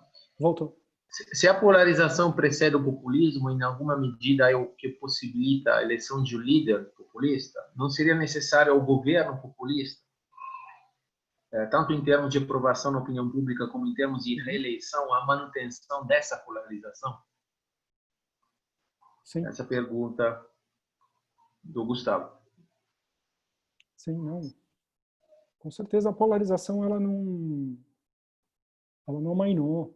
com a eleição do Bolsonaro. Muito pelo contrário, a gente está medindo. Eu mostrei para vocês aqui esse dado, esse estudo aí do Twitter que a gente mostrou, que mostrou essa segregação, que a polarização é mais simétrica, no caso brasileiro, em comparação com... É do mês passado.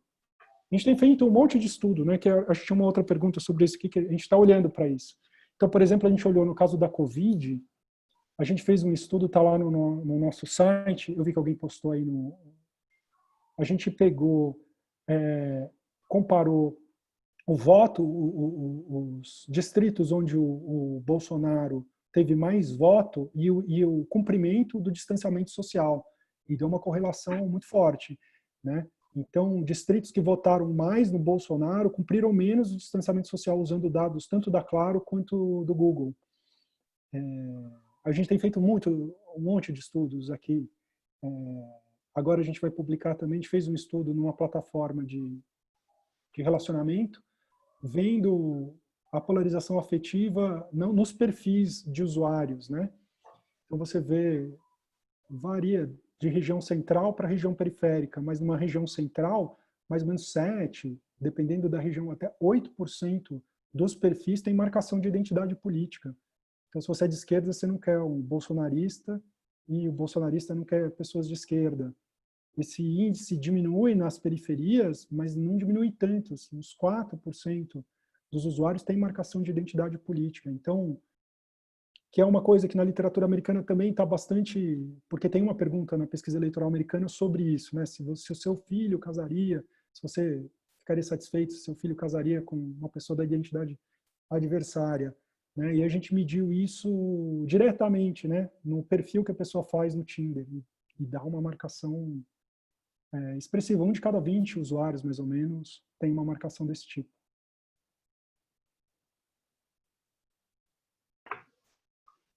Quase finalizando aqui, aí depois está livre para tomar outra tônica. Pergunta aqui se você acha que a pós-política é uma categoria analítica pertinente para analisar a conjuntura da polarização no Brasil.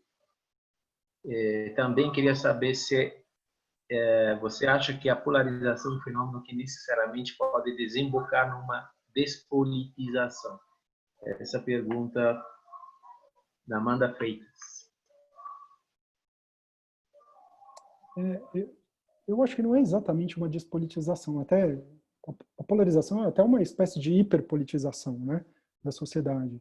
Você vê aumento de participação política, você vê aumento de autoidentificação no espectro esquerda-direita, você vê alinhamento de posições, as posições começam a ficar mais coerentes. Isso é hiperpolitização, né? Eu acho que a questão isso é positivo? Eu acho que não, né? Eu acho que a gente olhar para a sociedade, isso gera situações muito perigosas, porque isso fica corrompendo essa dinâmica acentuada, intensificada de antagonismo político, ele corrompe os dois campos. Além do que, ele gera intolerância política elevada, não é? Uma intolerância maior do que a divergência, que eu acho que isso tem mostrado, a literatura americana mostrou, e eu acho que a gente tem no Brasil também. Não está muito investigado, mas eu tenho a impressão de que se a gente entrar nisso, a gente vai ver que as divergências de opiniões, elas são muito menores do que a hostilidade entre os campos. Então, a gente está brigando numa dinâmica de briga de torcida aqui. Nós não estamos porque nós temos opiniões sobre políticas públicas fundamentalmente diferentes. Então, de certa maneira, é uma hiperpolitização, mas uma hiperpolitização ruim, que gera comportamentos automáticos, que gera intolerância, que gera irreflexão, que gera desrespeito.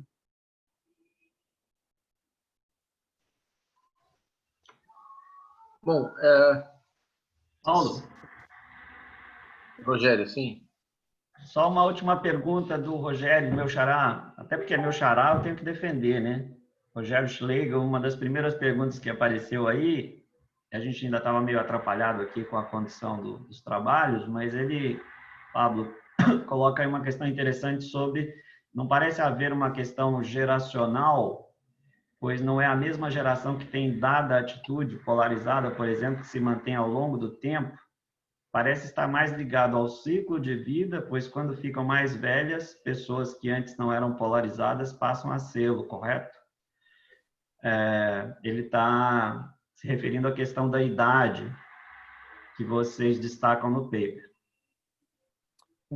Nós estamos muito empenhados. Ótima pergunta, Rogério. A resposta honesta eu não sei. Essa é a resposta honesta. Não tem uma boa explicação. A gente tem um monte de hipóteses que a gente está trabalhando. Mas assim, a questão etária aparece muito. Muito. Vocês viram lá, é a coisa que mais importante, a explicação mais... e no livro do Ingo também aparece a questão etária, a questão geracional. Mas de uma maneira, nem sempre, eu podia falar, os mais velhos são mais conservadores, é a hipótese que eles têm lá no livro, né? Os mais velhos são mais conservadores, eles são mais resistentes às mudanças dos costumes. Não é bem verdade, não é só isso, ou pelo menos isso não é um pedacinho da resposta. Por exemplo, as pessoas mais velhas se colocam mais à esquerda no espectro político. Não é? Por exemplo, as pessoas mais velhas, elas são polarizadas, não só à direita, elas são mais polarizadas à esquerda também. Pode ser, por exemplo, que as guerras culturais, que estão no centro da polarização, que são os sistemas morais, sejam, digamos assim, um elemento especial, fundante, sejam questões de valores particularmente importantes para essa geração.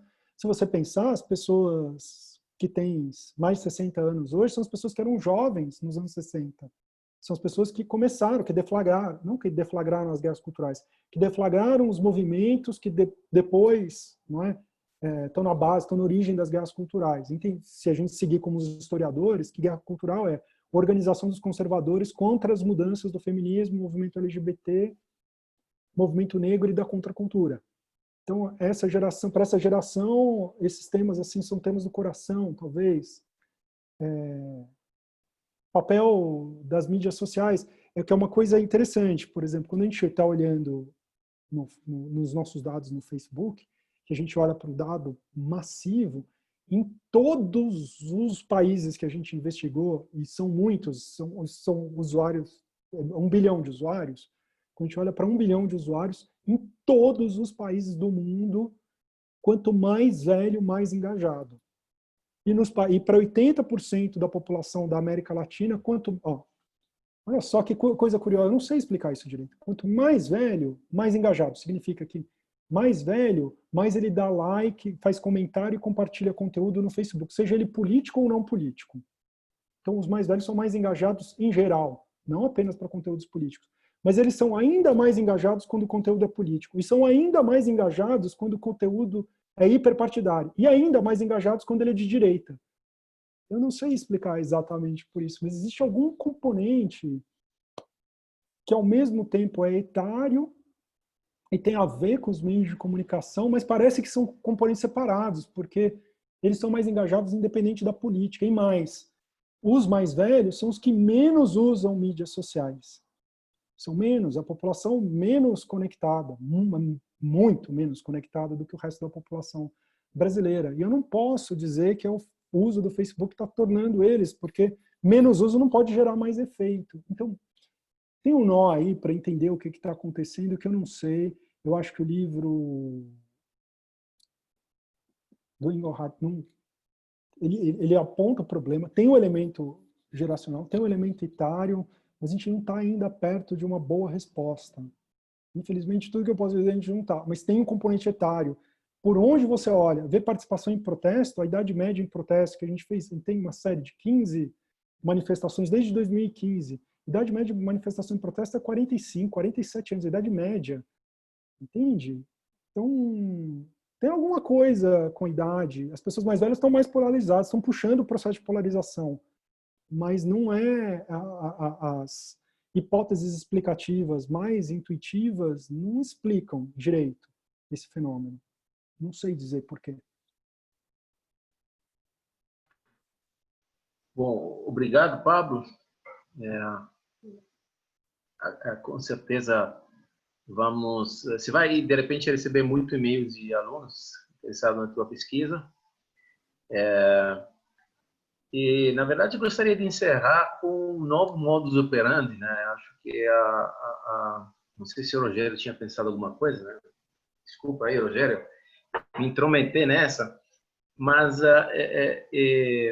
acho que essa forma de palestras remotas é um pouco aumenta a distância, né, entre nós e os alunos. Se você fosse lá na USP, agora estaria recebendo bate-palmas de todo mundo. Então, o que eu peço é que as pessoas liguem o microfone, se puderem também o vídeo, para a gente bater todo mundo palmas para você, agradecendo. Vejo já alguém. Obrigado. Foi muito bom. Muito bom. Obrigado.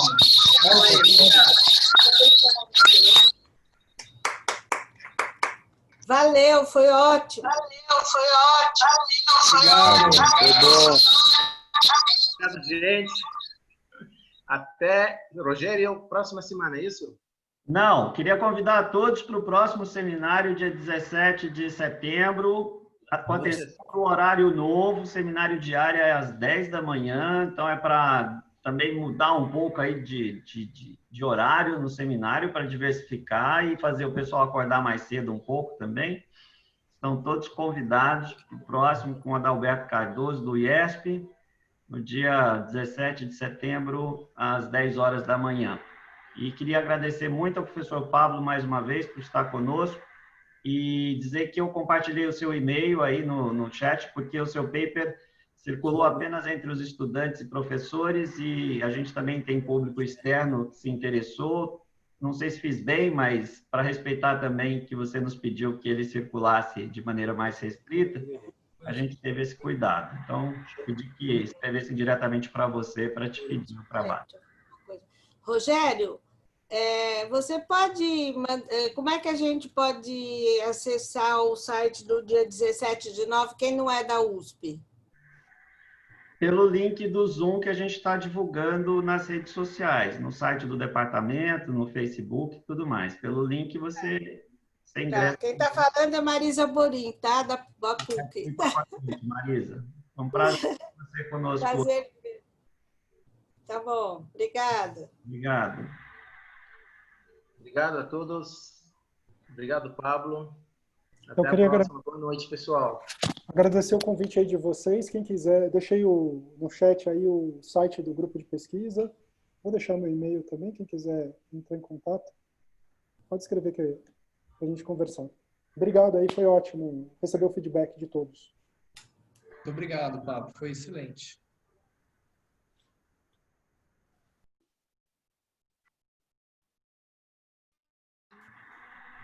Então, tchau. Tchauzinho. Valeu, Tchau. pessoal. Obrigado. Tchau, valeu. Tchau.